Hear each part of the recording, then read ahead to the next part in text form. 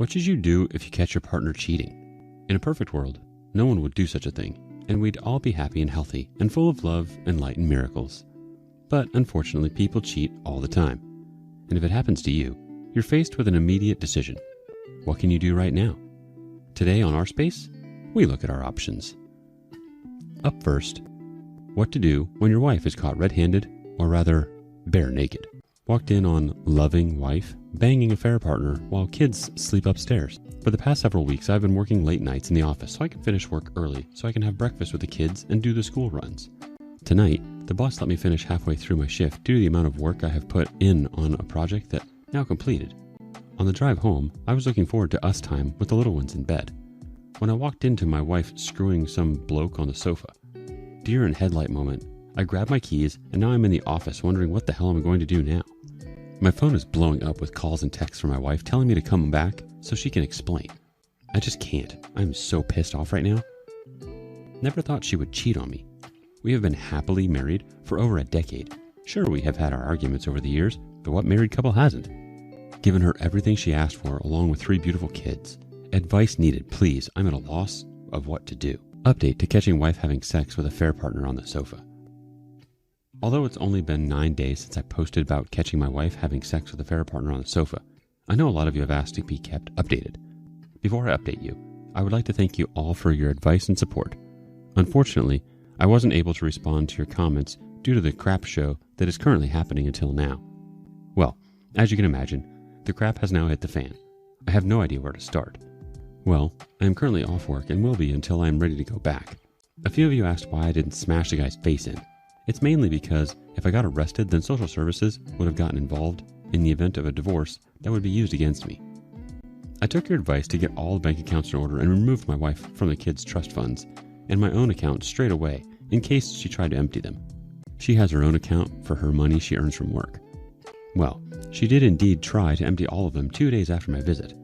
FYI, I had already paid the bills for the house and cars days before this crap show happened. I have been to the doctors to check for STIs literally days after I posted and have been given the all clear, followed by a long meeting with a team of divorce lawyers to find out what is to happen next.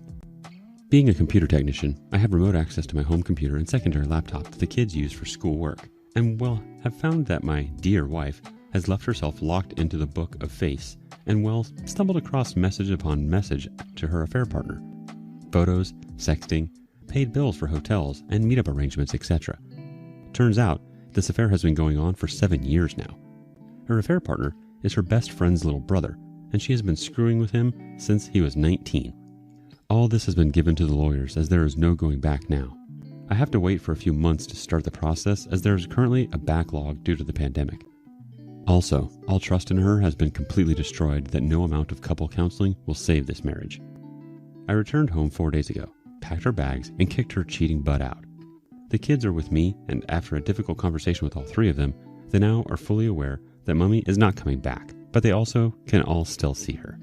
While I am angry with her, I won't be that parent that holds the kids to ransom. My in-laws and family are fully aware of what their sister has done. Her relationship with her family is now strained. Her bestie slated me on Facebook about walking out on her and the kids, and my brother-in-law posted the link to Reddit on Facebook so now everyone knows and the post was taken down. As for my wife, I haven't spoken one word to her since that night, and all communication will be through the lawyers now. I have text messages from her basically saying that she is going to ruin me in court, saying crap like I was controlling, abusive, etc. The lawyers have all the copies. I have deleted Facebook due to her small circle of friends sending vile messages for ruining her life. I'm currently awaiting on results of the paternity test to see if the kids are mine. The affair partner demanded to be tested in case the younger 2 are his. But for now, they're with me as my wife is living with the affair partner. Our first community reaction comes from Miss B13. Wow. She really tried to drain all the accounts and the other dude wants to know if he's the youngest kid's dad? Wow. Yeah, she really tried to. The kids' funds are nearly $10,000 each. They will receive this on their 21st birthday to do as they please. Unfortunately, the affair has been going on for several years now that there's a 50% chance the youngest 2 are mine. Troubled Manners has another thought. Ruin her skank butt. Her new address just verifies everything. She's an idiot. The OP replies, I don't usually use the main PC due to my work laptop, but for security reasons, I have a connection link to all three, so I was utterly dumbfounded how someone can leave Messenger and Facebook logged on.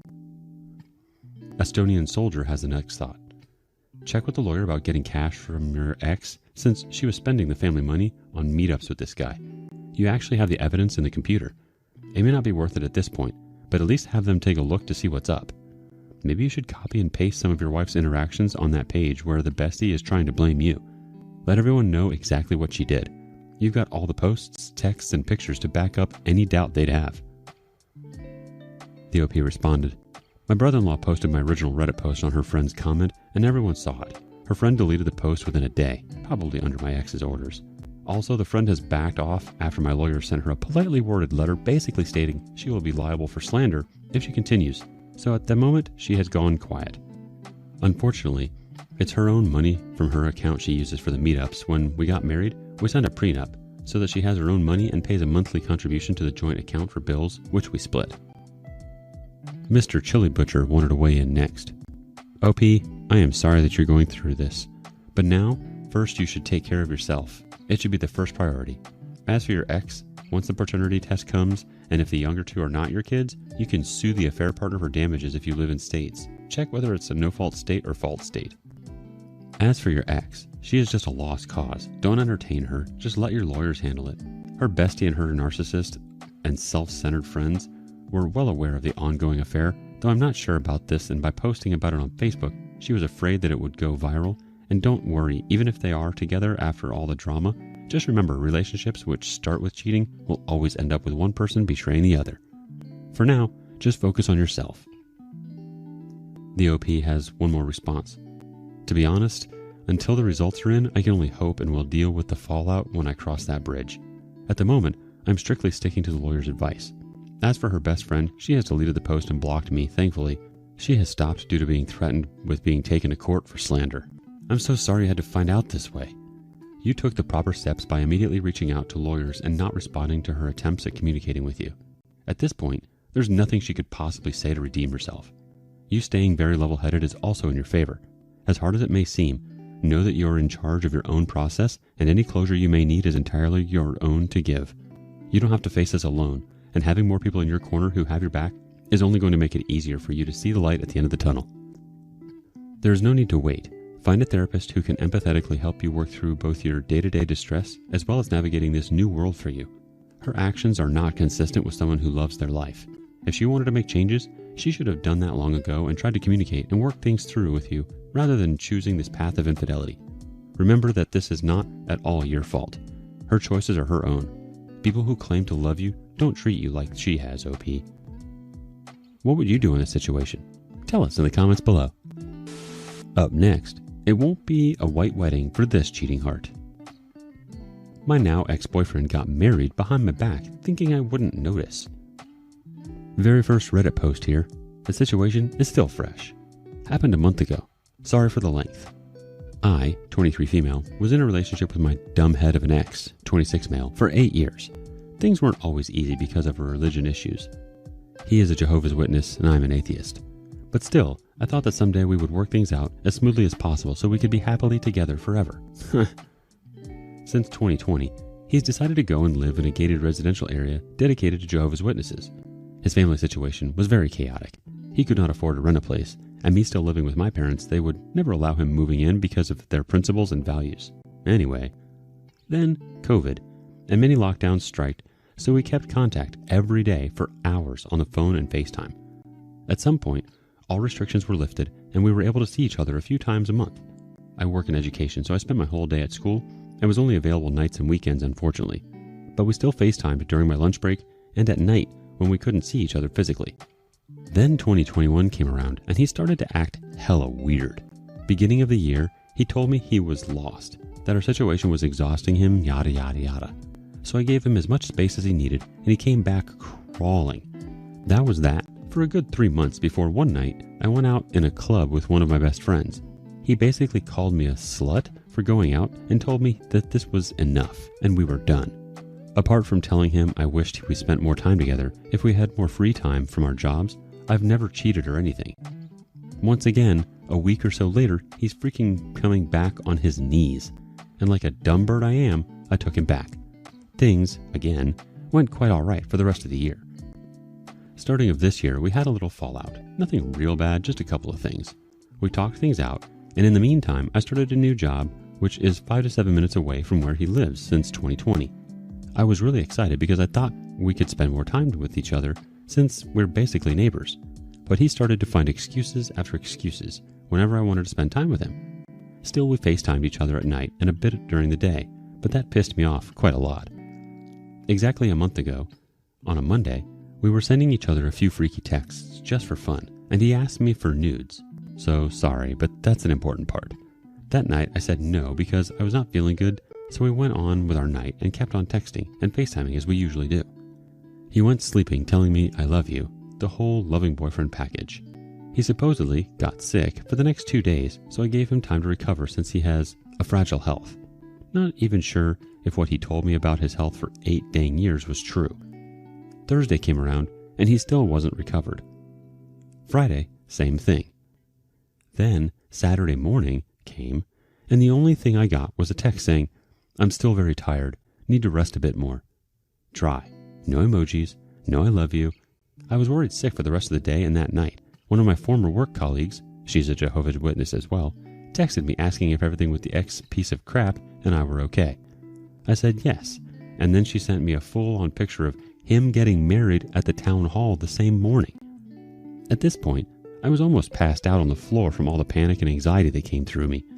I texted and called him dozens of times to try and get some form of explanation. The coward never answered, while on Monday he asked me for nudes and told me things that are not allowed in the Bible. I blocked him on every platform possible. He's wasted 8 years of my life, destroyed the very little trust I had in people. I'm healing very slowly, but it still hurts a lot. Thank you for reading, and again, sorry for the lengthy story, but I had to share it. Our first reaction comes from May Wellflower. Need to say thank you to that coworker of yours. She literally saved your life from trash ex of yours because he would have strung you along for even more years.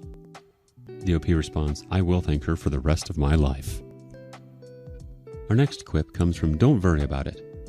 I'd send his text messages to you, to the wife, if you can find her on Facebook or Instagram. She deserves to know. F him. The OP responds, she doesn't have any kind of social media, unfortunately. I would have done this right away.